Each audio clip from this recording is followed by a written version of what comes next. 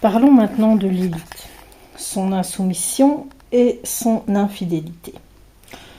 Alors le but de cette vidéo, expliquer qui est Lilith. Tout simplement, voilà. Création double, est-ce qu'il y a une création double dans la Bible? Les gens croient que les deux récits de la Bible sont deux récits qui se complètent, mais ces deux chapitres sont différents et séparés. Donc ceci, je le tire de In Jesus We Trust for Salvation de YouTube pour le prouver. Dans Genèse chapitre 1, l'ordre noté est les différents animaux créés, puis le mâle et la femelle. Dans Genèse 2, l'homme, les animaux, puis la femme. Dans Genèse 1, qui est en fait le Béréchit, l'homme est appelé à remplir la terre. Dans Genèse 2, reproduire et limiter au jardin d'Éden. Conclusion. En Genèse chapitre 1, 27, hommes et femmes, il les créa à son image. L'homme et la femme ont été co-créés simultanément.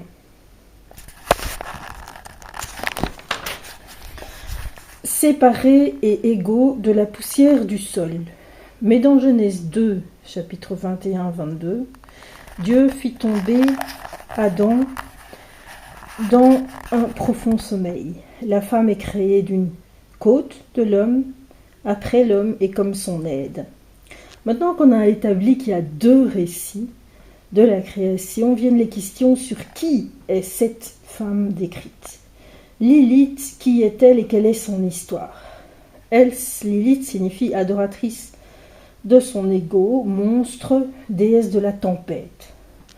Dans le folklore juif, un démon femelle est la première femme d'Adam.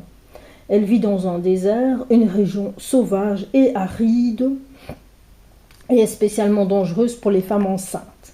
Elle est frustrée sexuellement. Mentionnée dans le Zohar, alphabet de Ben Sira, et la Bible, Isaïe 34, 14, 15. Elle représente le chaos. Elle aime l'or, elle vampirise, donc est démoniaque. Alors, elle est créée avant Ève. Pardon, je ramasse. Quand on laisse tomber, on ramasse.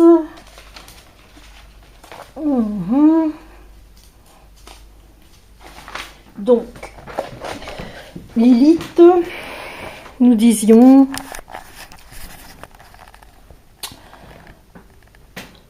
elle laisse Adam pour voler et s'en aller vers l'état de démon. Adam se plaint à Dieu qu'elle l'a abandonné. Lisez Isaïe 34, vous verrez un peu dans quel état elle a été abandonnée.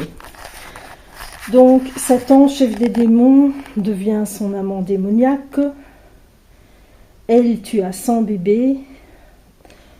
Le jour de sa relation avec son amant, Dieu envoya des anges pour la ramener et qu'elle ne perd pas ses 100 enfants par jour. Quand l'ange vint la chercher, elle refusa de le suivre. Clamant qu'elle aimait dévorer les enfants, Lilith est conduite à tuer les enfants. Elle en veut à Adam de son insistance à se soumettre à lui. Au début, Ève et Adam sont heureux. Après, elle se perd. Alors, donc on va reparler de Lilith. Le succube et incube est un démon en forme mâle ou femelle, suivant les traditions. Se place sur les hommes, les femmes pour s'engager à des activités sexuelles, pour produire une descendance spirituelle. Lilith est moitié femme, moitié serpent. Elle est souvent peinte comme ça. Elle causa la chute de l'humanité à travers la chute de la femme. Satan a de l'influence sur sa nouvelle femme Lilith. Le fruit défendu n'est pas un arbre de la connaissance, mais symbolise la connaissance sexuelle. Inimitié entre l'engeance d'Adam et du serpent. Jésus-Christ est le second Adam spirituel et vient pour sauver la ligne d'Adam. Alors Satan et Lilith, qui est la femelle, ont fait un plan pour faire descendre les anges donc les anges rebelles, les géants, qui viennent pour copuler avec les filles des hommes. Ils produisent les néphilim, lignée de géants. Genèse 6, 1, 4. Les anges avaient besoin du DNA des femmes pour procréer. Donc Lilith et le serpent, Satan, n'avaient pas ce DNA. Pendant 4000 ans, elle a été dans l'imagination des gens comme ayant de ténébreuses origines mythiques, noires origines ou en démonologie. Incarnation avec des ailes.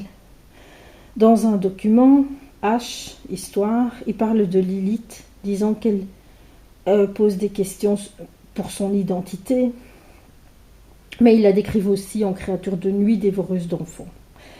Comme une succube des séductrices la nuit qui vient pour visiter et les hommes honorables. Donc, Demon Night Flight, dans King James Version. Voilà, donc j'ai résumé un peu tout ce que je savais sur elle. Et voilà, je vous dis à bientôt. J'espère que vous avez aimé. Au revoir.